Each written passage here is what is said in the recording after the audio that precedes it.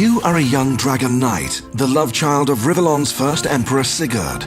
Alas, your father was brutally murdered by his own sons and daughters, and now they're waging a bloody war for the throne. This ship you're on, the Raven, has been given to you by the wizard Maxos, for he is certain that you are the only one who can reunite the Empire and establish peace once more. We are now on the bridge of the Raven, where you will plan your conquest. Before diving into that, though, there is much more to be done on board. So, let us proceed to the throne room, where the council gathers to address important political, economical, and sociological problems. You are an emperor after all, not a mere warlord out for gold and glory alone. I was dangling millions in front of you. Each decision you take influences your empire in a variety of ways, be they of a political, military, or other sort of nature. Speaking of the military, if there's something you don't want to neglect, it's the bids and requests of your generals.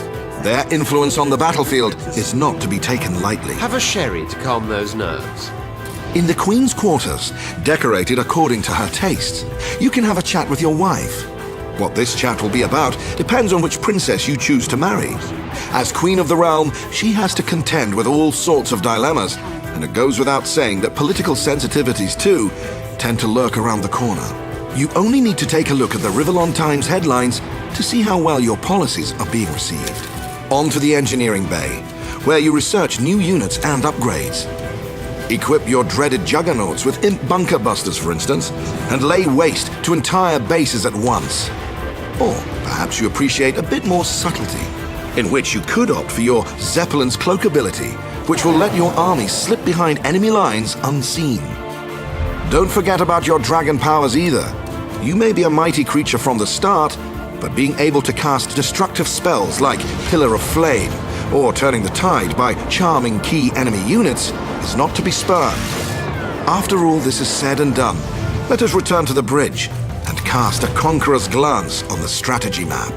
The strategy map is your key to victory if you make your moves wisely. Other than building armies and moving them about the map, there is a great variety of things you can do that influence the Empire as a whole.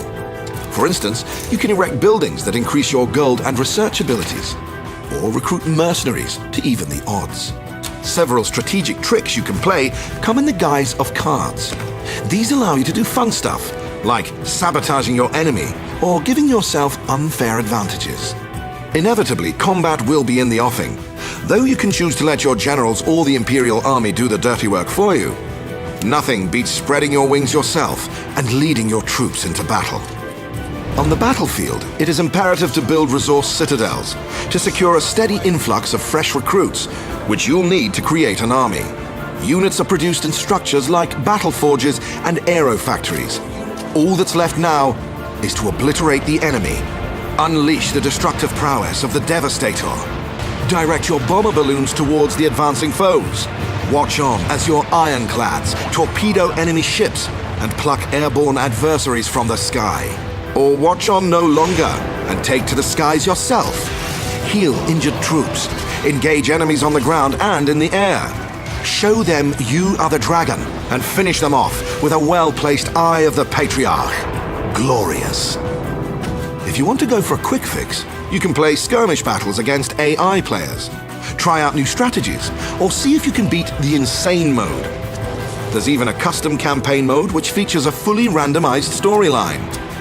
Once you are familiar with the game rules, why not try your hand at LAN or online multiplayer battles? You can of course play skirmish matches, but the multiplayer takes on a whole other dimension when you play a campaign with or against others.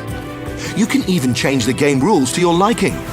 When you've got the hang of it, try playing on our ranked servers, and your battles will count towards your score on the global leaderboards.